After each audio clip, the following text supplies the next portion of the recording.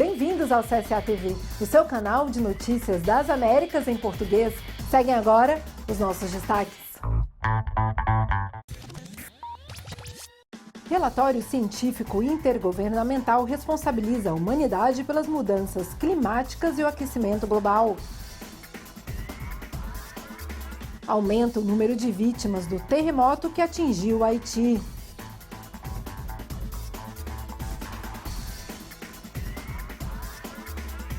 Menos de 20% da população da América Latina está vacinada contra o Covid-19.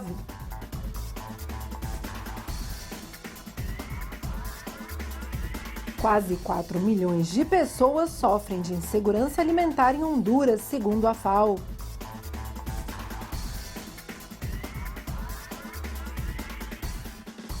Os jovens foram os mais atingidos pela crise do emprego na América Latina, informa a OIT.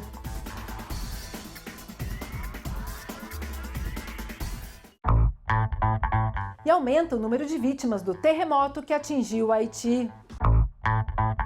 O número de mortos no terremoto que atingiu o sudoeste do Haiti no sábado passado atingiu a 1.419 pessoas, anunciaram as autoridades do país na segunda-feira. O terremoto de magnitude 7,2 também deixou pelo menos 6.900 feridos, segundo o balanço oficial divulgado nesta segunda-feira pela Defesa Civil. A grande maioria das mortes foram registradas no Departamento do Sul, cuja capital é Les Cayes, enquanto o restante corresponde aos departamentos de Granance, Nippes e Northwest. O primeiro-ministro Ariel Henry disse em entrevista coletiva que as ajudas e as doações recebidas estão sendo distribuídas para as populações mais afetadas e por meio da Proteção Civil, sob a supervisão do Centro Nacional de Operações de Emergência. Na mesma entrevista coletiva, o diretor de Proteção Civil, Jerry Chandler, apreciou o fato do país estar recebendo o apoio de diversos países da região. O terremoto de magnitude 7,2 na escala Richter foi registrado às 8h30 da manhã, horário local, no último sábado, a cerca de 12 quilômetros da cidade de São Luís do Sul,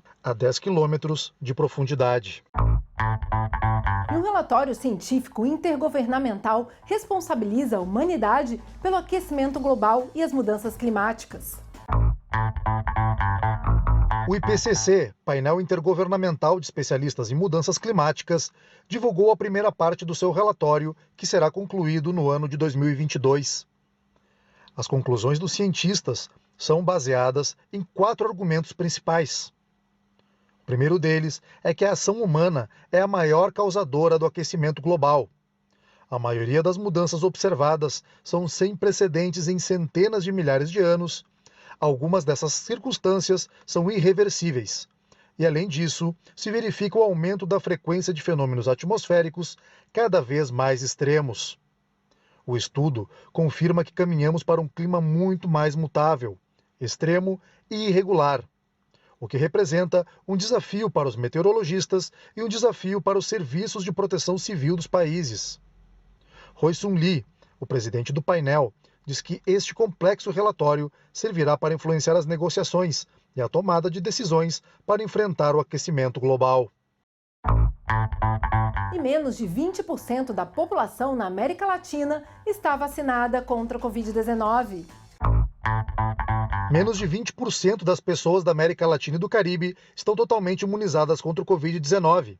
E, em alguns casos, esse percentual é inferior a 5%, alertou a diretora da Organização Pan-Americana da Saúde, OPAS. Durante a coletiva de imprensa semanal da agência, foi ressaltada a disparidade entre quem pode e quem não pode acessar a vacina, o que foi considerado como algo inaceitável. Devemos banir a ideia de que a desigualdade nas vacinas é um problema para alguns países e não para outros, e, em vez disso, trabalharmos juntos para encontrar soluções para todos os países, diz o comunicado. De acordo com os dados da OPAS, o continente americano registrou mais de 1,3 milhão de novos casos de Covid na última semana e cerca de 19 mil mortes relacionadas à pandemia. As infecções continuam aumentando no Canadá, México, Estados Unidos, bem como em países como Honduras, Belize e El Salvador, onde o aumento foi estimado em 30%. Etienne, representante da OPAS, destacou a redução geral das infecções na região andina e no Brasil, com quedas substanciais de positivos na Colômbia, Bolívia, Paraguai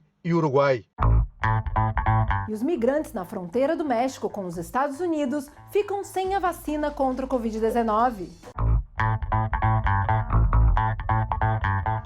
A vacinação de imigrantes na fronteira norte do México avança de forma desigual, nas cidades afetadas pela terceira onda de infecções, como a Ciudad Juárez. Os albergues para imigrantes estão com 90% de ocupação. Segundo o diretor de Direitos Humanos da Ciudad Juárez, Rogério Pinal, os imigrantes também têm o direito de receber a vacina. E de acordo com o padre Javier Calvillo, diretor da Casa do Imigrante, é importante que todos os cidadãos sejam vacinados. Estamos falando de mulheres grávidas, pessoas vulneráveis e que vieram de muitos lugares, até mesmo de outras partes do México. Juana López, uma imigrante deslocada do sul do México, na casa dos 50 anos, lamentou que não tenham sido levados em consideração para o período de vacinação. Segundo ela, se sente discriminada porque eles não deram vacina, e ter a vacina seria uma boa ajuda. Essa mulher chegou na Ciudad Juárez no dia 22 de julho e está esperando que as autoridades norte-americanas a chamem para poder optar pelo asilo político. Outro caso é o de Karina Castro, de origem equatoriana, que na casa dos 20 anos declara que também se sente discriminada por ser de outro país. Segundo ela, se os migrantes fossem vacinados, haveria menos infecções. E eles têm medo, não têm certeza e têm medo de serem infectados. E, por causa disso, também não têm paz de espírito. No abrigo fazem exames, mas não há qualquer chance de serem vacinados. O México está à beira de sofrer uma terceira onda de contágios devido à disseminação da cepa Delta. Dado o aumento de infecções nos estados fronteiriços dos Estados Unidos, a administração Joe Biden está estudando a vacinação de imigrantes que cruzam a fronteira com o México contra o Covid-19. A medida afetaria apenas os imigrantes que estão temporariamente sob custódia das autoridades dos Estados Unidos e não aqueles que estão deportados imediatamente sob o chamado Título 42, o que coloca a emergência sanitária como uma justificativa para essa medida. E os migrantes se arriscam para ir da Colômbia ao Panamá. Darién es como una pesadilla que... Darién é como um inferno com 1001 demônios. Este migrante conta que teve que enfrentar a Montanha da Morte. É um trecho do inferno na terra, testemunha esse imigrante sobre o chamado Caminho de Darién. Segundo ele, a rota terrestre é percorrida a pé por milhares de imigrantes em direção ao norte ou ao sul.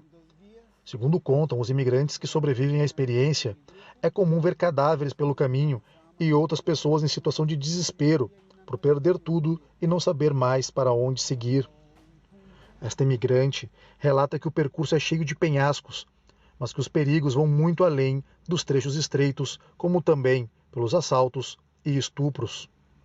Somente em julho, mais de 18 mil pessoas chegaram no Panamá pela Colômbia e se somam aos outros 11 mil contabilizados no mês de junho.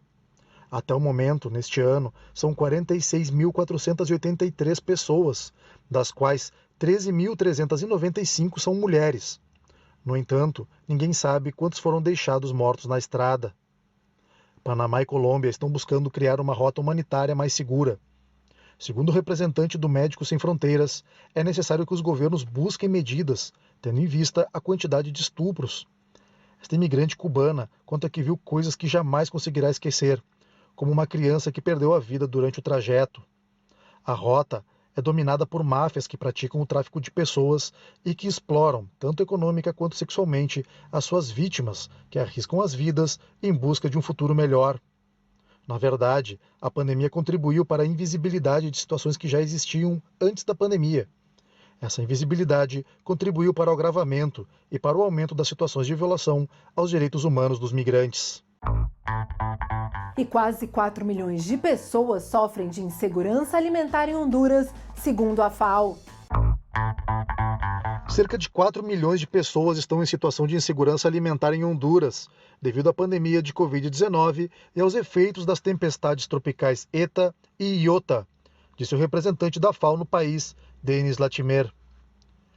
Agora, com uma previsão, segundo dados que temos, haverá 1 milhão de pessoas a mais com algum grau de insegurança alimentar. É um número muito grande. Quase 34% da população de Honduras corre o risco de passar fome. Uma pandemia que agravou a situação do país e que aprofunda o problema da alimentação da população, principalmente das crianças e jovens.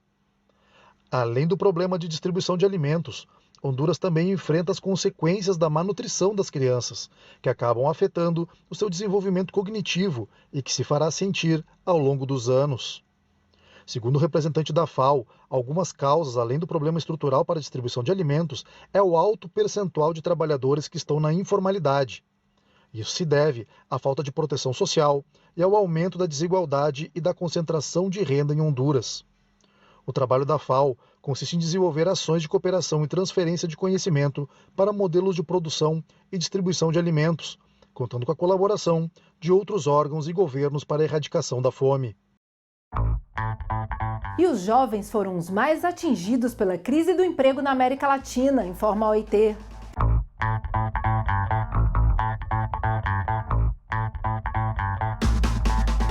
Os jovens foram os mais afetados pela crise gerada pela Covid-19 na América Latina e no Caribe. A OIT alerta para o risco de surgir uma geração sem empregos ou oportunidades educacionais. A Organização Internacional do Trabalho também observou que a taxa de desemprego para jovens entre 15 e 24 anos atingiu quase 24% na região da América Latina durante o primeiro trimestre de 2021, o nível mais alto desde 2006. O número representa um aumento de mais de 3% com relação aos níveis pré-pandêmicos. Assim, a participação dos jovens no mercado de trabalho chegou a apenas 45,6% nesse período. Os dados mostram que as jovens mulheres foram ainda mais atingidas pela crise. De acordo com um estudo recente da Organização Internacional, enquanto o emprego jovem caiu 8,7% no ano passado em escala global, entre os adultos foi de 3,7%. E o secretariado da CSA recebeu dirigentes sindicais do Equador, do Chile e do Peru e também realizou diálogos com os comitês da Mulher Trabalhadora e da Juventude das Américas. Essa e outras notícias no próximo bloco.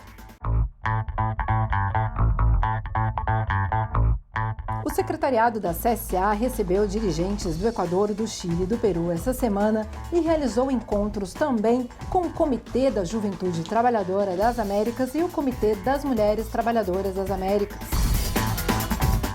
O governo do México anunciou a criação de 116 mil empregos formais em julho. O número representa um crescimento de 0,6%.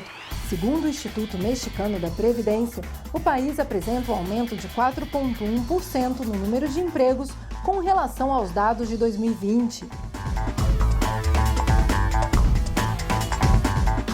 Relatório divulgado pela Prefeitura de Buenos Aires aponta que apenas 35% da procura por vagas em empresas de tecnologia é realizada por mulheres. Em outros setores, o dado chega a 51%. Os números apontam para a necessidade de políticas de inclusão tecnológica com recorte de gênero na América Latina.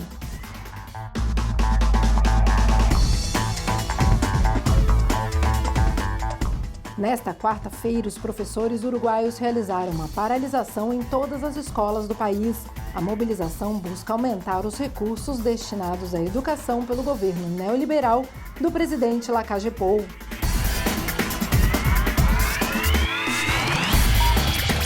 Com profundo pesar, a Secretaria Executiva da CSA expressa suas mais profundas condolências pela morte do companheiro José Pepe Olveira, representante da UNT do México no Conselho Executivo da CSA e membro do Conselho Geral da CSA, ativo líder sindical em diversos espaços internacionais. Ele morreu na Cidade do México no dia 17 de agosto, após uma longa luta contra o câncer.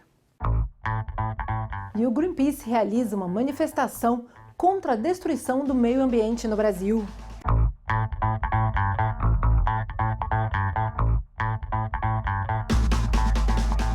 O Greenpeace realizou um ato em frente ao Congresso Nacional Brasileiro nesta terça-feira para denunciar o desmantelamento das leis de proteção ambiental no Brasil, onde o desmatamento cresceu nos últimos anos durante a gestão do presidente Jair Bolsonaro. No protesto, os ativistas simularam a entrega do Prêmio Motosserra 2021 ao presidente da Câmara dos Deputados, Arthur Lira, a quem acusam de dar proteção no Legislativo às propostas de Bolsonaro contra o meio ambiente.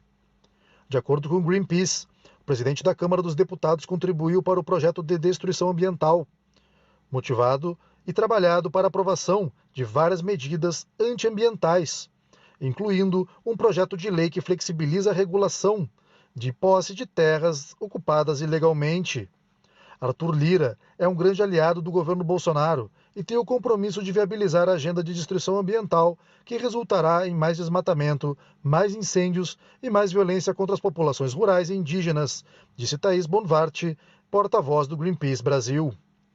O Brasil registrou 8.712 km² de alertas de desmatamento entre agosto de 2020 e julho de 2021, o que representa uma queda de 5,4% em relação ao mesmo período do ano anterior, mas a segunda maior taxa anual dos últimos 6 anos, segundo os dados mais recentes do Instituto Nacional de Pesquisas Espaciais, o INPE. E a etnia Wampis do Peru busca apoio da ONU para garantir a sua sobrevivência.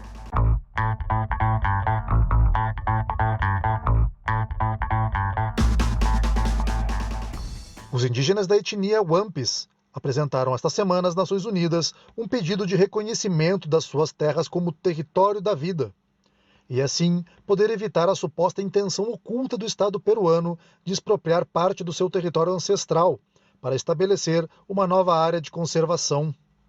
Segundo